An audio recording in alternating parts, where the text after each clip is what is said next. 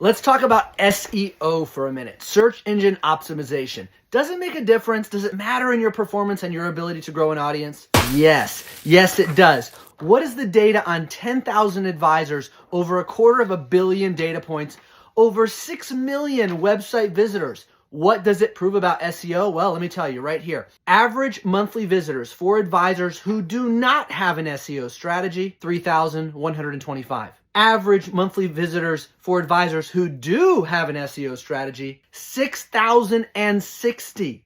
That's a 93.9% performance advantage. Do you want to double your website traffic? Then you need an SEO strategy. Now, I know it's complicated. I know there's a lot to it. I know it's a never-ending job.